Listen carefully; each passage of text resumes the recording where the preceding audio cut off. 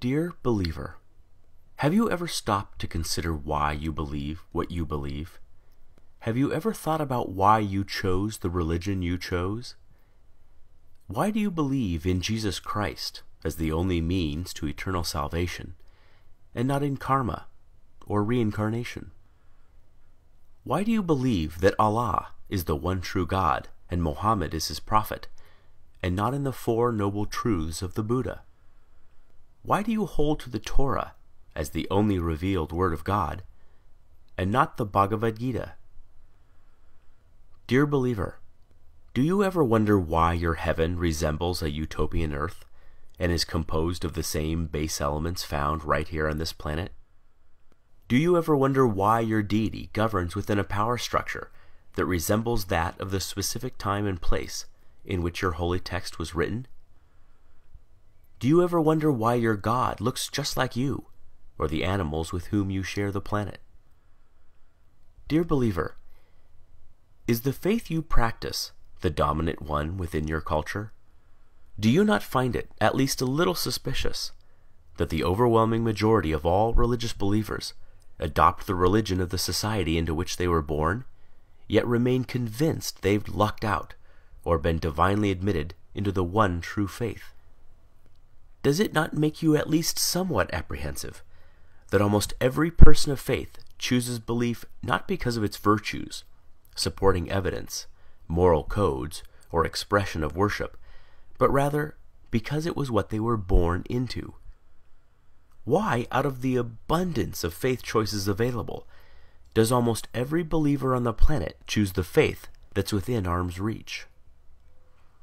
Are you a Christian because you were born in America or Europe? A Muslim because you were born in Saudi Arabia or Indonesia? A Buddhist because you were born in Japan or China? A Hindu because you were born in India? Can it be that faith is, in almost every case, just an accident of geography? Do you sincerely believe that had you been born in another country, you'd undoubtedly still be practicing the same faith you now embrace? Dear believer, is the faith you practice that of your parents and their parents before them? Is it the first to which you were exposed? Did you know that nearly all religious devotees end up believing what they were taught to believe by their parents? Why is it that we scoff at the idea of labeling a young person a Republican child, or a Marxist child, or a Keynesian child, understanding he or she lacks the intellectual discrimination, life experience, and wisdom to make such a complicated and nuanced decision, but we do not raise so much as an eyebrow when a youngster is referred to as a Christian child, surely a choice no less complex? Could it be that there's no such thing as a Muslim child, just a child of Muslim parents? Dear believer, you are supremely confident in your faith. You know it is the right one, and all others are wrong. You are literally willing to bet your eternal soul on that very fact. And yet, have you ever stopped to consider that there are 24 major religions and literally thousands of different faiths practiced on this planet? Did you know that within Christianity alone, there are more than 45,000 different denominations, each claiming to understand ultimate truth better than all the others? Do you realize that each member of every faith practiced is just as devout, just as sincere, and their conviction every bit as sure as yours? Did you know they too read infallible holy texts, have airtight apologetics, have experienced miracles, feel God's presence, sense his still small voice, obediently follow his perfect will for their lives, love him indescribably, and can defend their belief with the same fervency as you do yours? And yet, since every religion is mutually exclusive and contradicts the others in matters both large and small, they cannot all be right. Right?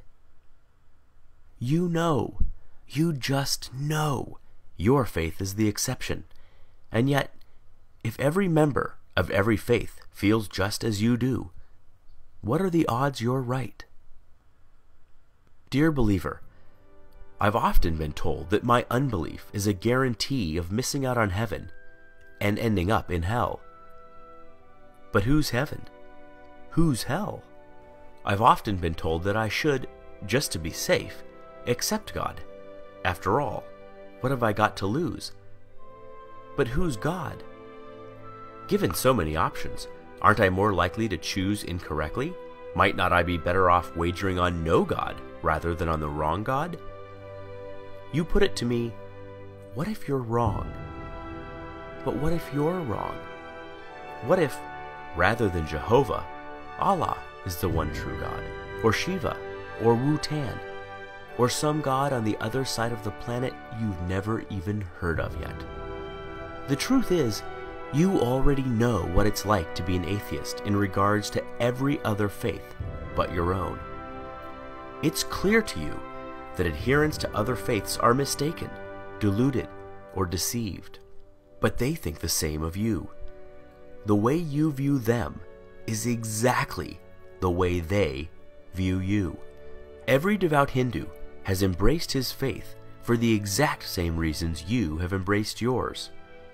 Yet you do not find his reasons compelling, nor do you lose sleep at night, fearing that if you die, you'll wake up in his hell.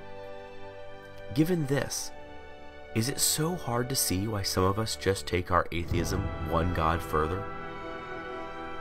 Dear believer, I wonder if religions aren't just ancient constructs in which early humans attempted to both explain and control the chaotic world around them. Though irrational in content, their emergence certainly isn't. We do not blame our ancestors for inventing religion. There is no shame whatsoever in stumbling when you are blind, or failing to properly construct a puzzle in the dark. But we no longer live in the dark. Science is ablaze in our world and illuminates our way, dissipating shadows and exposing even the deepest of crevices.